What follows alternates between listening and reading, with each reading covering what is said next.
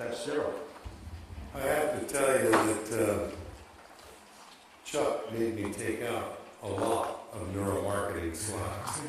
I mean, you know, there's a lot of it there. But I'm a numbers guy. What can I say? Show me the brain, I'll tell you. Chuck has been a writer and film producer with Grizzly Adams. He owns Grizzly Adams. He invented Grizzly Adams.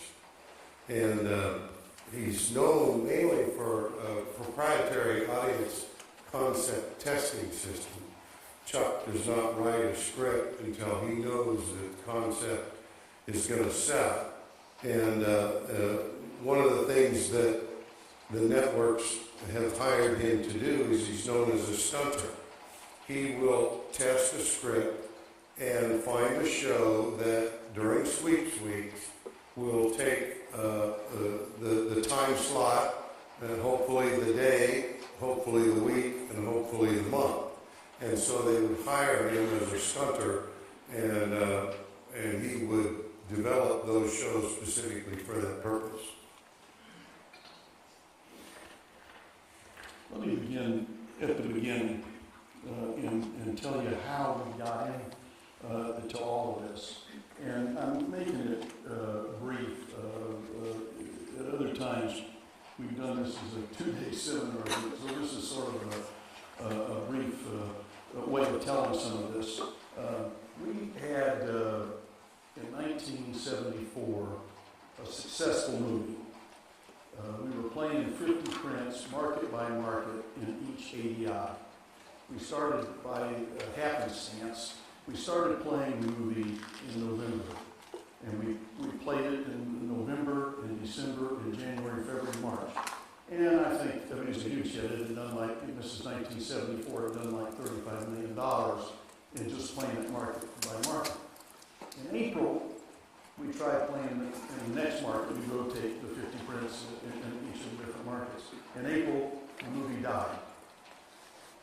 And we were all dumbfounded. We knew we had a great movie. We knew people loved it. We were wrapping it around the block. And all of a sudden, the movie died. And since we made a lot of money and had an interest in these kinds of things anyway, we invested in what was to be some of the first market research ever done in the entertainment business. Procter & Gamble had done it up to that point, and we hired some people from Procter & Gamble to help us. What we discovered was very interesting and made us understand what we know today. Every problem is three-dimensional. A single dimension of that problem would be you have a good movie that grosses money. But there are a whole bunch of other problems involved in that. A simple one would be, what if we broke a movie during the big blizzard? No one would have seen it.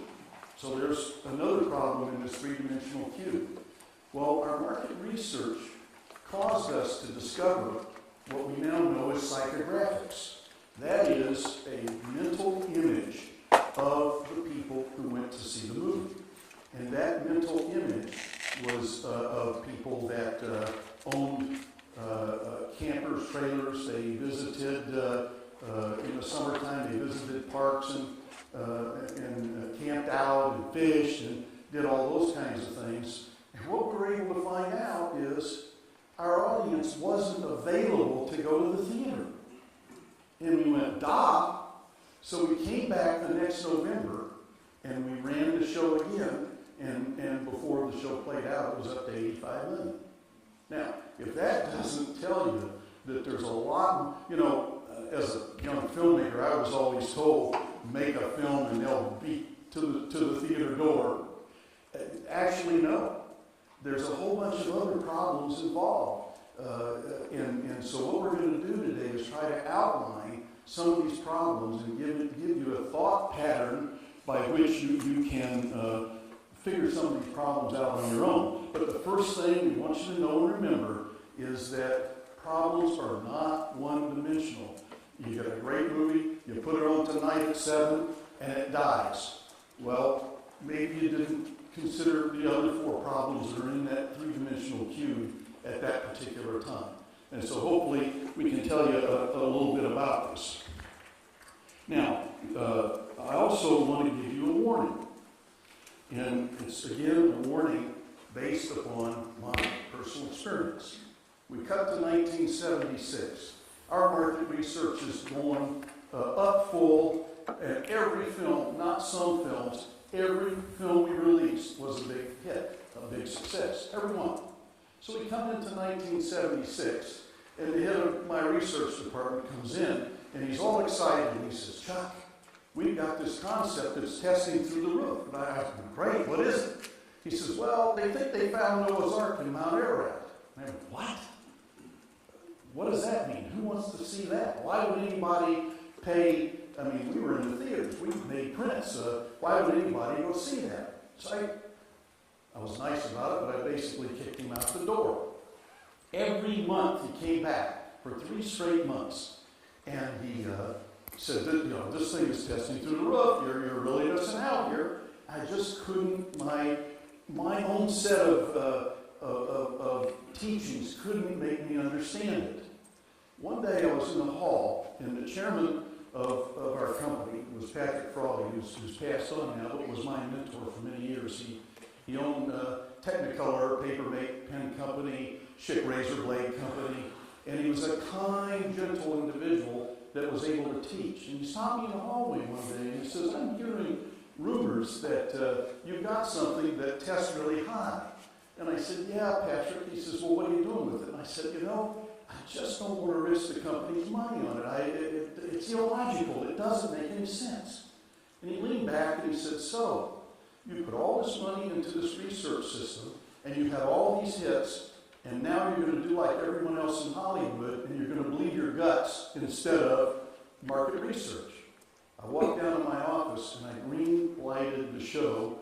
I think it may have been one of the biggest theatrical hits that we ever had. It's called In Search of Noah's Ark. We released it in the fall of '76, and I think it did over $100 million.